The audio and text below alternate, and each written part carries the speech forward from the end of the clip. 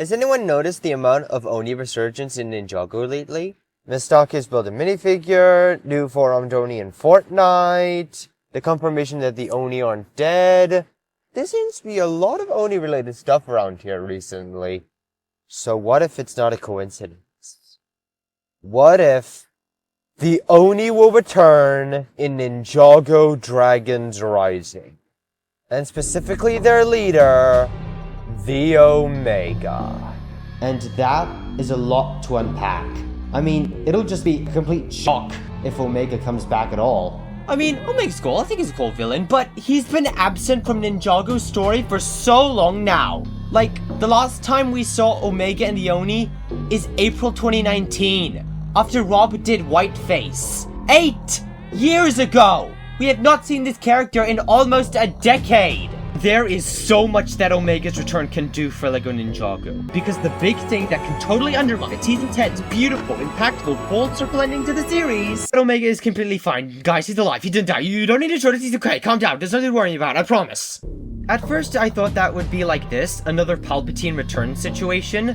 But then I realized I do not agree with this at all, and I'll tell you why.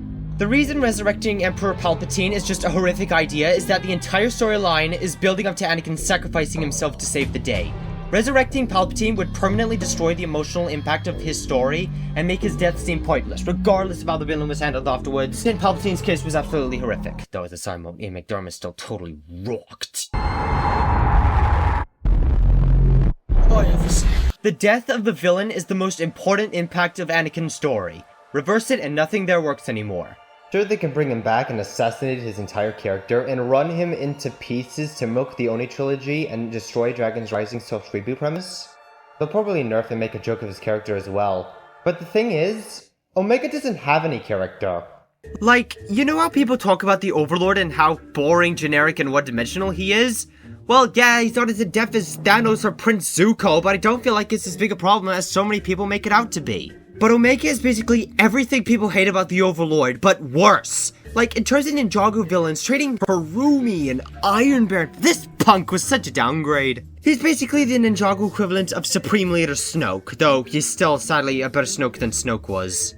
The most interesting thing about Omega, his relationship with Garmadon, is basically non-existent because Garmadon isn't in Dragon's Rising. The only other person he interacted with was Lloyd, and I'm not sure Lloyd remembers his name. Initially, due to his one-dimensionalism, Omega just seems like a really poor choice of a character to bring back for Dragon's Rising.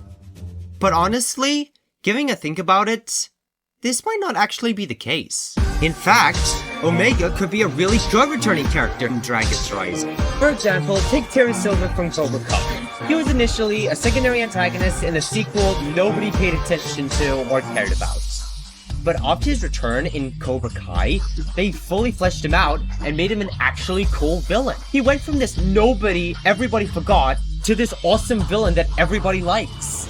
I really hope something similar for this happens with Omega, going from this loser Overlord knockoff into one of Ninjago's best villains, or at least a fan favorite. Considering how much of a blind slave he is, I'd love to see how Dragon's Rising could add to him and even expand out his dynamic with Lloyd and other Dragon characters like 1, 2, and I. Like, imagine a reunion scene like this between Lloyd and a revealed to be alive Omega.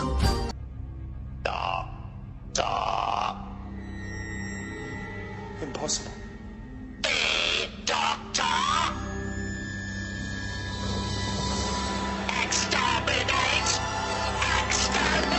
I'm really excited to see what they'll do with him in Dragon's Rising. I mean, they brought back Morrow and he was done incredibly well, so I see no reason why they can't do the same with Omega.